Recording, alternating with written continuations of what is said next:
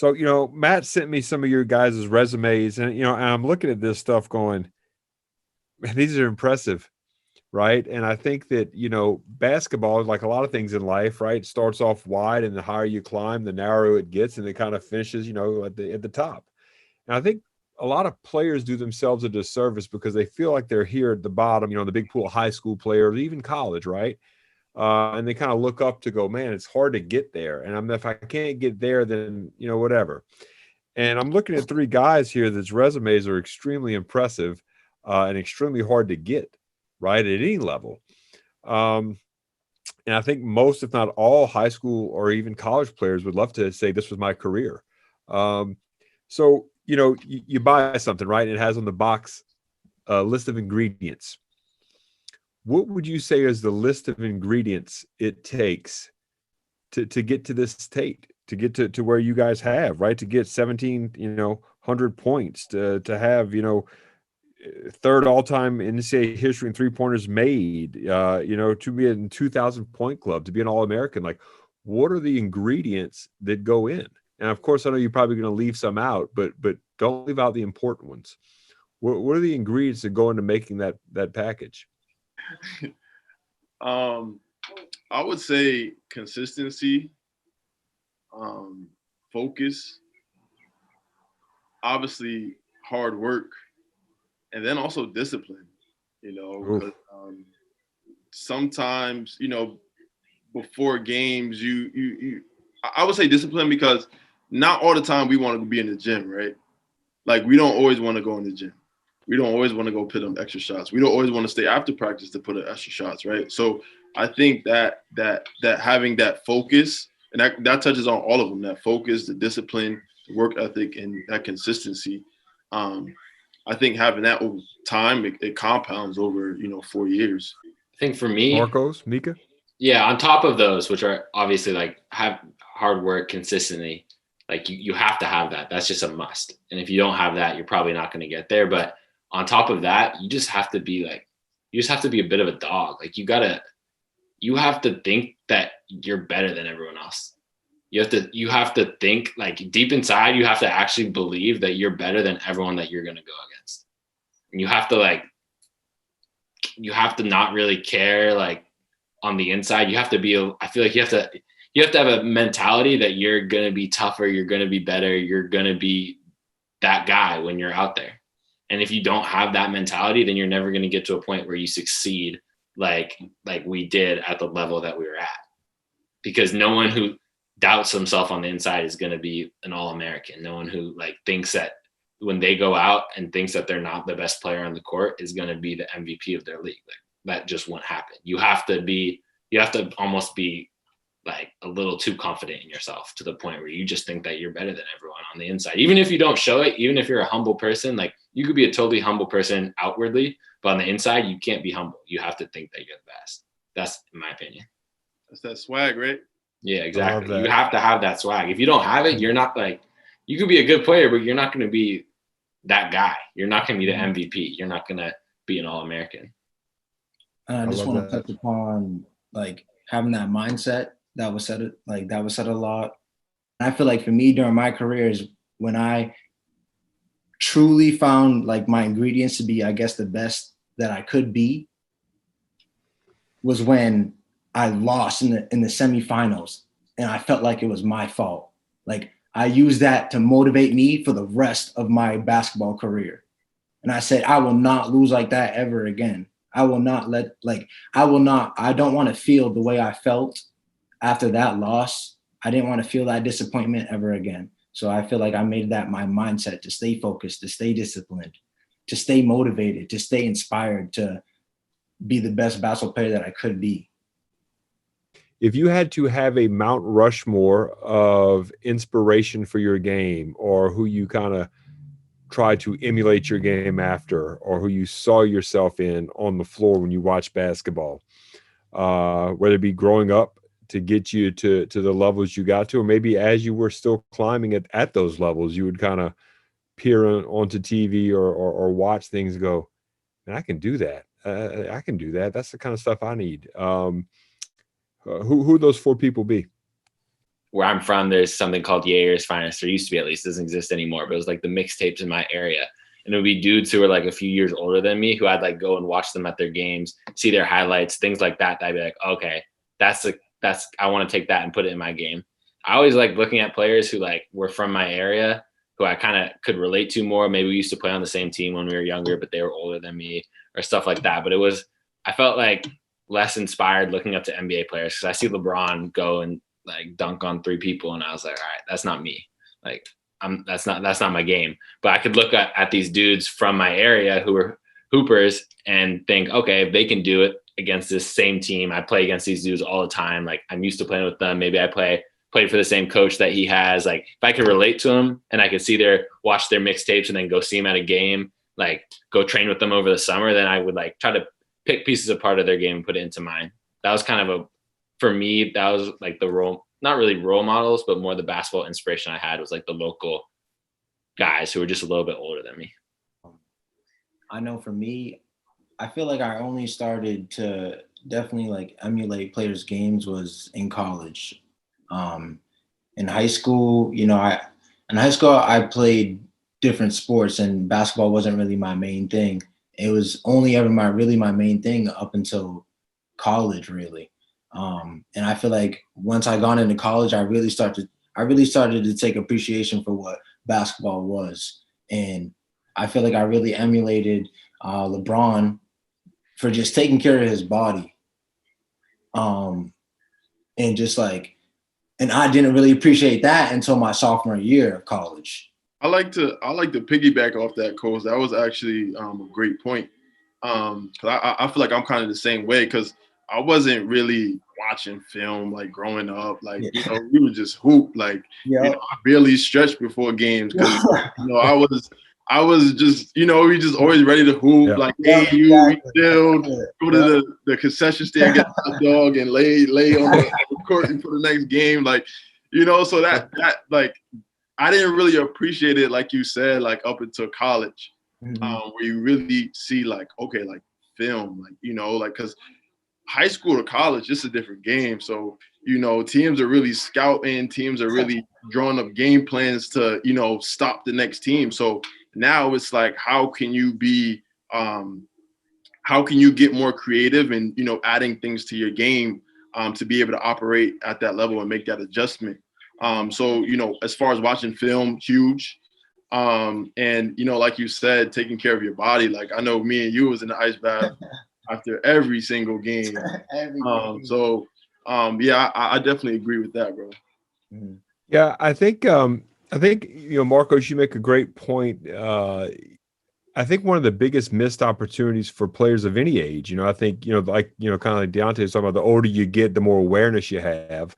But, nowadays, if you're not aware of something, that's your fault. With social media and everybody following everything, I mean, you can be as ignorant as you choose to be, or as smart as you choose to be, And I think that's a real missed opportunity to, it's easy to, I like using Steph Curry for a lot of examples, because I think it's relative, right? You can, like, kind of to Micah's point, like, you can be Steph Curry, you can't go be Kevin Garnett.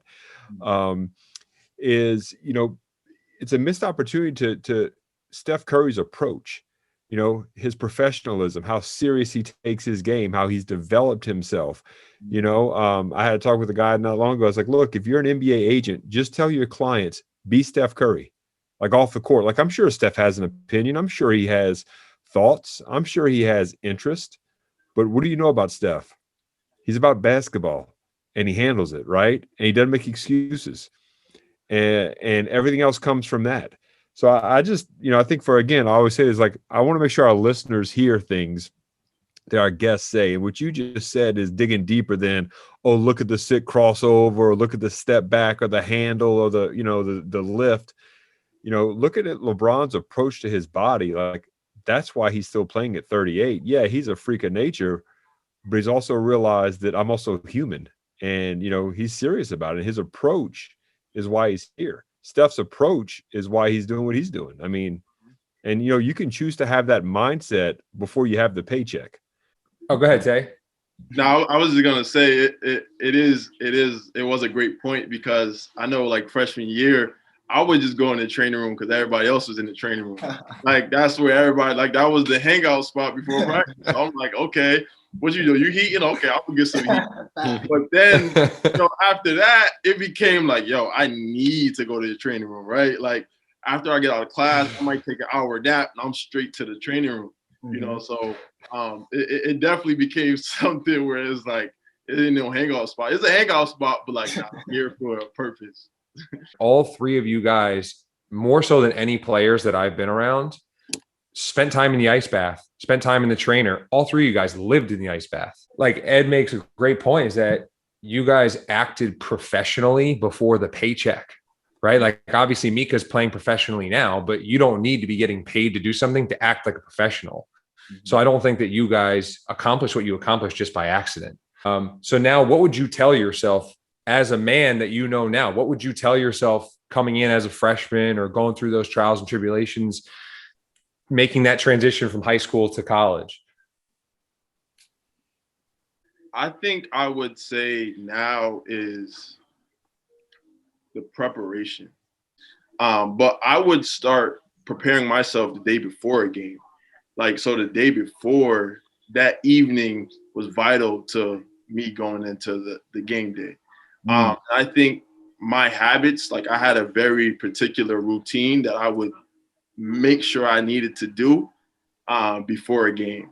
And it was like trial and error, but over my 4 years, gradually, like as I got to my senior year, it became like, it was a lot of things that I seen that worked, that didn't work, things that I need to fix. So long story short, I would just say, mentally prepare myself,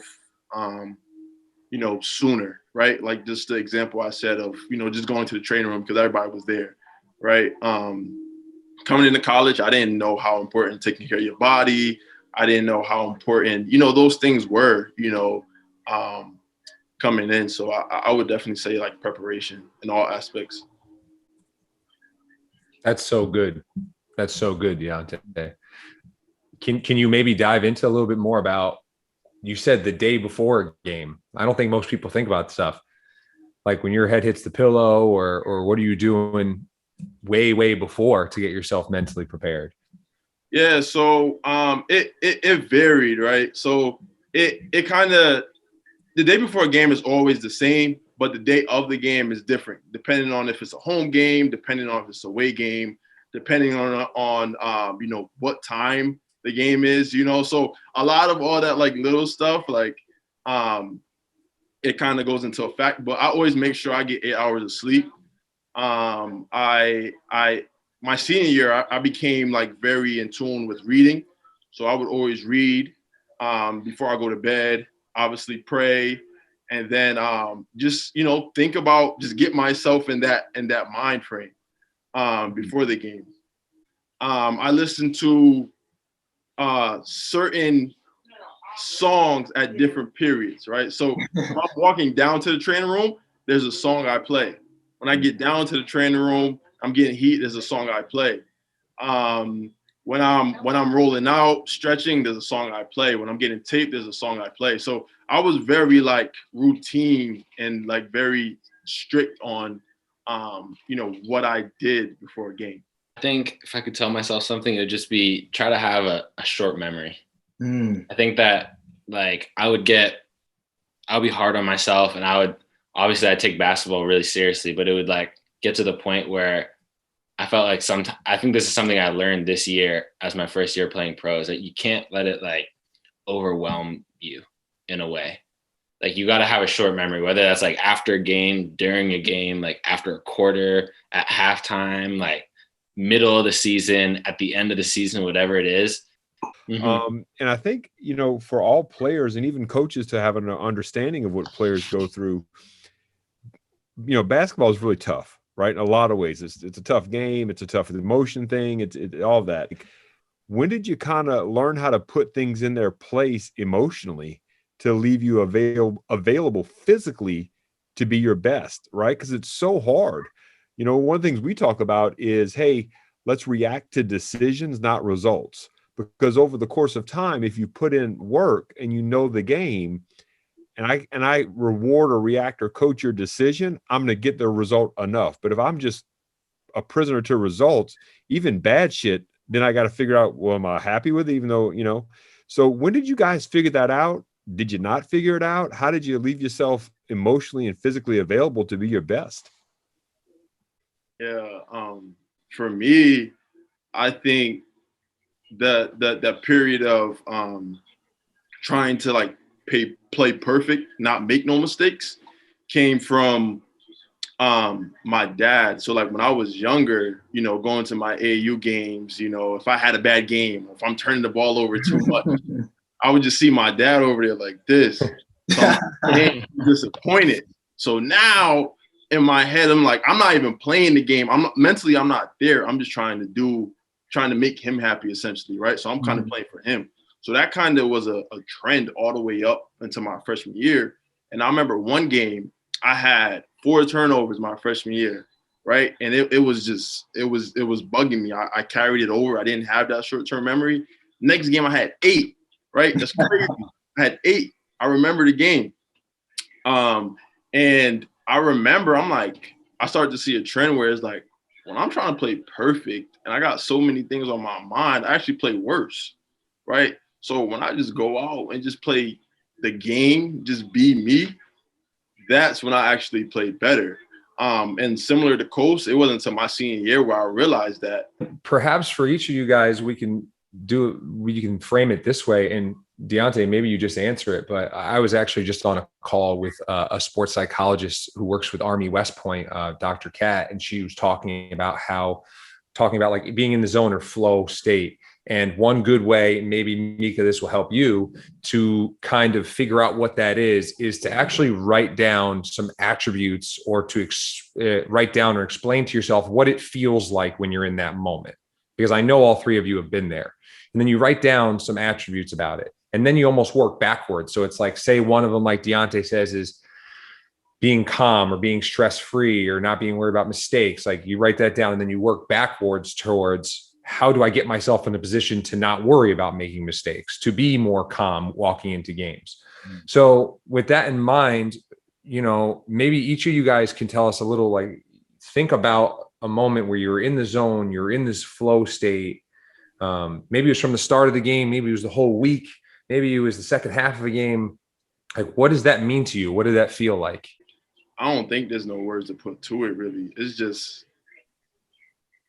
you don't see, like, you barely hit a crowd sometimes. Yeah.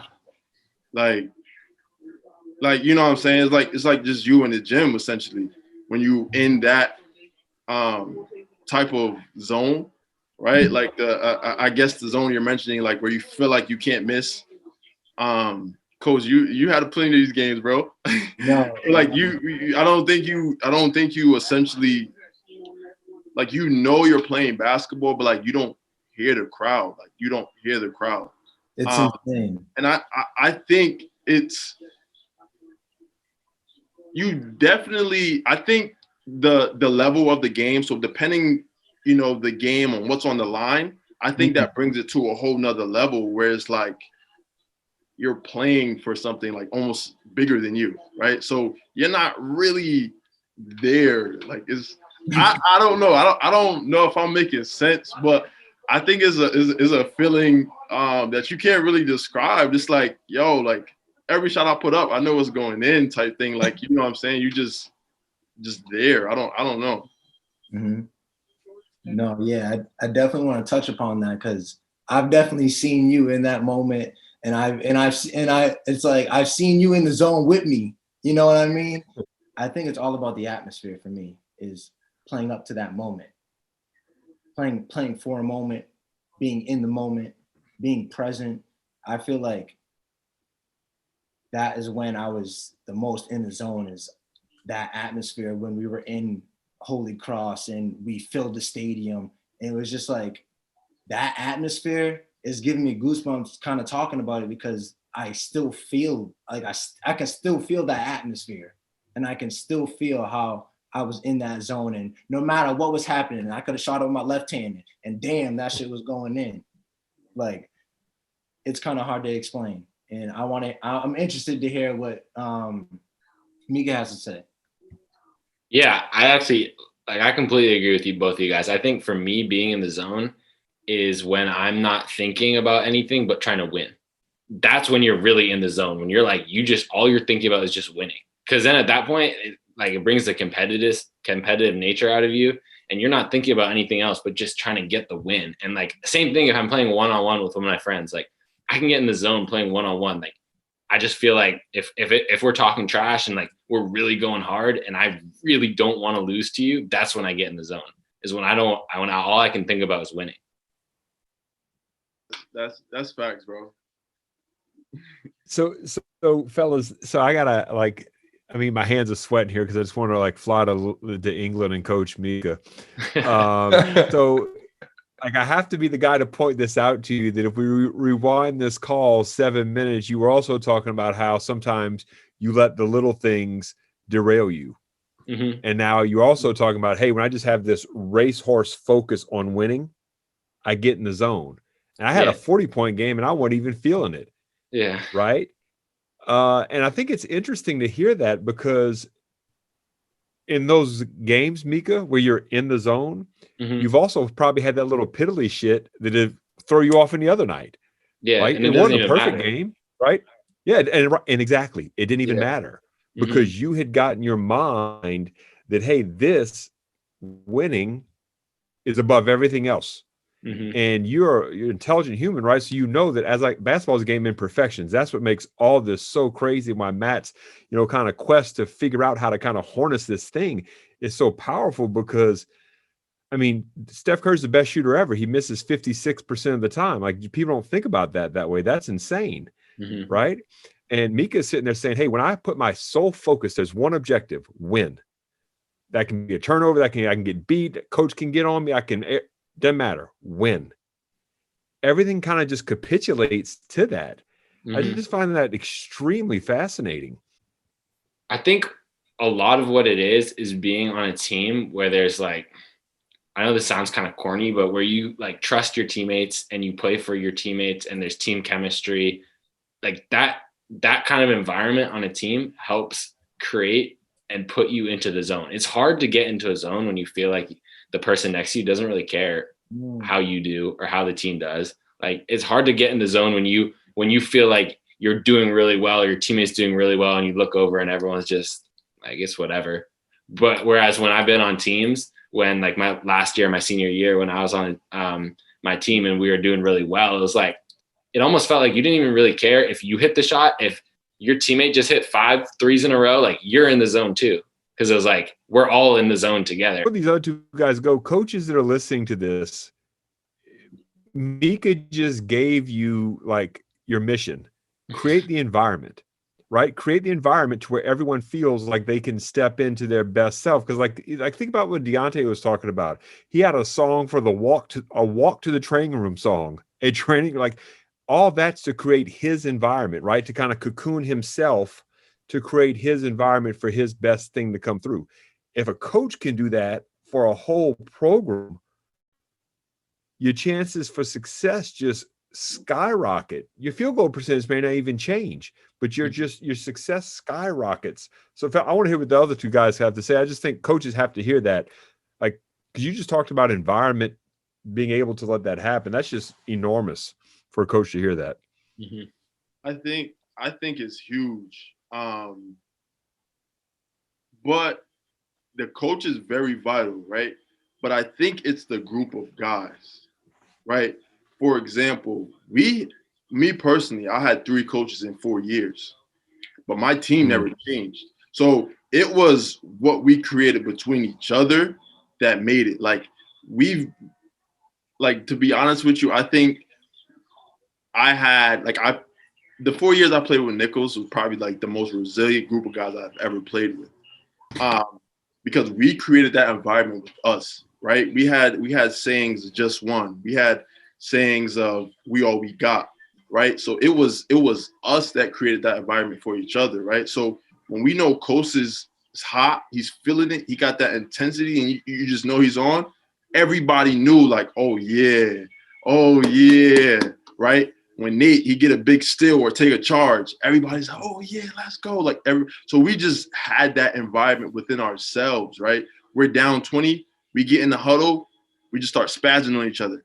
We come out the huddle, defense on 3, 1, 2, 3, defense. We come out, we go on a 10-0 run, right? So we just created that environment within us, right? So I think that was a big thing as well. You know, you talked about reading. I know Marcos, you did some mental work that kind of got you to a different place. Like, what have you guys done from a mental stance to be able to fill up your tank over and over and over again, to be able to get yourself to a position to be in the zone like that? Just realizing it was bigger than me. I feel like, just to put it plain for myself, is just having that realization that it's bigger than myself. It's bigger than my problems, because everyone's going through their own shit. And just realizing that it was bigger than me, I feel like made that all the difference. And just meditating and going through Headspace was a lot for me. That app was a great transition from my mental work, because it just made me realize, like, take a deep breath and it's bigger than you. Yeah, I would say, like you said it, Matt, on reading, because that just, as I was talking about, like, perspective, it just changed, you know, and going into basketball with, like, basically, like, so books I was reading, like personal development books. So, like, there's a lot of success principles and a lot of mindset of very, like, people who are, like, wealthy and different things of that nature. So it's like having that mindset in a game, right? Like, so not seeing failing as something bad, seeing it as opportunity, you know, different things of that nature. You know, missing a shot, it's like, okay, my bounce back is quicker because I know I'm gonna hit the next one, right? I'm not just focused on that one shot that I missed. So it was a lot of, like, it was just a whole perspective shift for me. The personality shift in a lot of ways. Yeah. Mm-hmm. Yeah. It's killing me that we're not in the same place right now. We have to do this virtually, but this means a lot to me to have all you guys here and to talk about this stuff and to see the passion for which you guys talk about it. I don't know. It's hard. Maybe this is a version of flow state, but it's just hard for me to put in words. Mm-hmm. And I've had goosebumps this whole time listening to you guys, like, who you've become as men in such a short period of time is incredible. So I'm forever grateful for you guys. Thank you.